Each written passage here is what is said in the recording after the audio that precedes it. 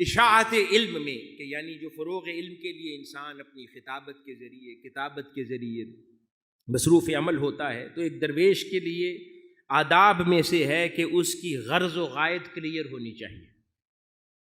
یہ ادب میں بہت ضروری ہے کہ وہ یہ اشاعت و تبلیغ کا کام کیوں کر رہا ہے، یہ بہت ضروری عمل ہے۔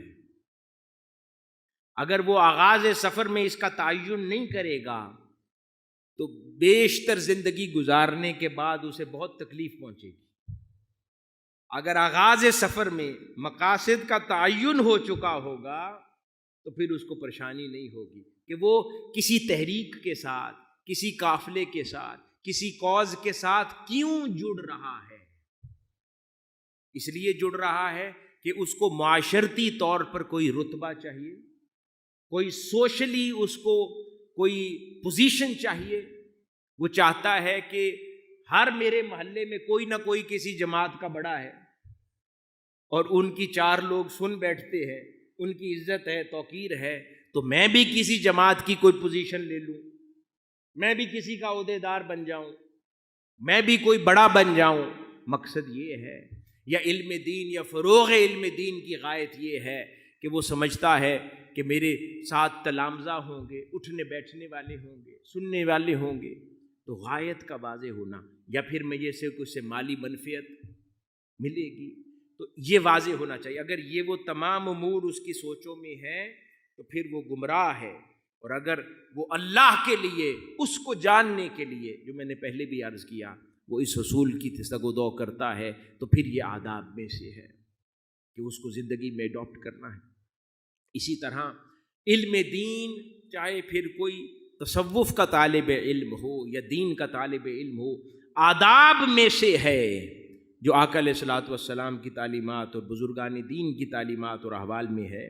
آداب میں سے ہے کہ جب تک کسی مسئلے پر یقین کا درجہ حاصل نہ ہو جائے کسی سے مناظرہ یا مباحثہ نہ کرنا، یہ ادب میں سے ہے۔ اور کون ہے کہ جو دعویٰ کر سکتا ہے کہ اسے اس مسئلے میں یقین کا درجہ حاصل ہے؟ بہت کم لوگ ہوں گے دنیا میں کہ جو ایکچولی یقین کا درجہ رکھتے ہوں گے کسی بھی مسئلے میں۔ تو اس کا مطلب ہے یہ مناظرہ، یہ مباحثہ، یہ لوگوں سے بحث کرنا، یعنی علمی مجالس تو چھوڑیں، روز مرہ کی ہماری زندگی میں گھریلو نشستوں کے اندر ہر سبجیکٹ کے اوپر ڈیبیٹ شروع کرتے ہیں۔ ہماری فارغ ٹائم کا مشغلہ ہے، ہر موضوع پہ ڈیبیٹ شروع کرتے ہیں۔ کسی جانور پہ بھی ڈیبیٹ کر لیں گے کہ یہ وہ فلاں ملک میں نہیں، فلاں ملک میں ہوتا ہے۔ یہ وقت کا ضیاع ہے اور یہ آداب میں سے نہیں ہے۔ ایسے بحث مباحثہ کرنے والا شخص کبھی نہیں سیکھتا، یہ آداب میں سے نہیں ہے۔ تو کہا اسی وقت کسی سے ڈیبیٹ کرو یا مناظرے میں جاؤ جب کسی ایک مسئلے پر بالکل یقین کا درجہ ہو اور چاہو کہ اس سے لوگوں تک خیر میسر آ جائے۔ اس کے علاوہ ایسے کام نہ کرو اور اس سے پرہیز کرو۔ یہ بھی آداب کے اندر سے ہے۔ ایک اور ادب جو امام شافعی رضی اللہ تعالیٰ عنہ نے بھی بیان فرمایا اور کئی بزرگان دین نے، فرماتے ہیں کہ ایک سالک اور ایک طالب علم کے لیے حصول علم کے سفر میں کوئی نہ کوئی پوشیدہ عمل پایا جانا بہت ضروری ہے۔ یہ آداب میں سے۔ اب اس سے کیا مراد ہے کہ حصول علم تو واضح ہے، عیاں ہے، پوشیدہ عمل یہ ہے کہ راتوں کا جاگنا ہو یا کوئی خفیہ خیرات کا عمل ہو یا کسی کی خدمت ہو، کچھ نہ کچھ آداب میں سے ایسا ضرور ہو کہ جو صرف وہ جانتا ہو اور اس کا مولا جانتا ہے۔ تو وہ فرماتے ہیں کہ طالب علم کے لیے ضروری ہے کہ زندگی میں آداب میں سے ہے کہ کوئی نہ کوئی ایک ایکٹیویٹی ایسی رکھے جو اس کے اور اس کے مولا کے درمیان ہو، سیکرٹ ہو، یعنی اللہ اور اس کا سیکرٹ ہو۔ بڑے دہرائے میرے ساتھ، کیا وہ اس کا اور اس کے مولا کا سیکرٹ ہو، کسی کو نہ بتائے اس کے بارے میں، بس خود ہی لذت لیا کرے وہ عمل کر کر کے، اپنے مولا کو راضی کر کے اس عمل کے ساتھ۔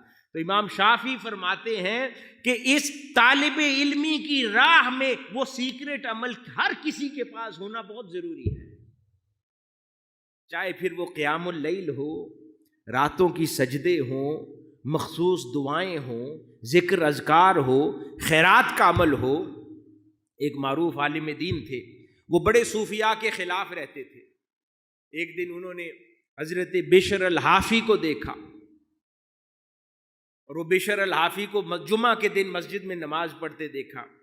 وہ باہر دیکھا، پھر تیزی سے فرائض پڑھ کر وہ دوڑے مسجد سے باہر نکلے۔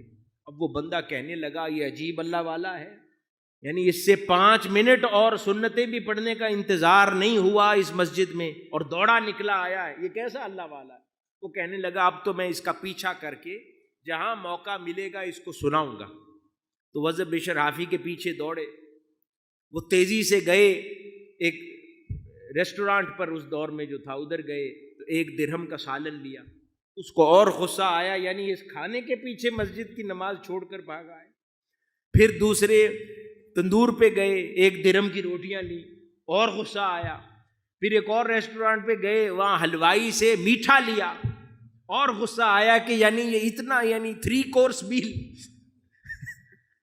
اور نماز چھوڑ کے اس طرف دوڑا چلا جا رہا ہے۔ سوچا اب یہ کہیں بیٹھ کے کھائیں گے تو ان کو سناؤں گا، ان کے کھانے کو بدمزہ کروں گا۔ اس کے بعد وہ کھانا لے کر، روٹیاں لے کے ایک صحرا کی طرف دوڑا۔ وہ کہنے لگے کہ میں نے سوچا اب اس صحرا میں کوئی لیک تلاش کر رہا ہے، کسی پانی کے کنارے بیٹھ کے کھائے گا کھانا۔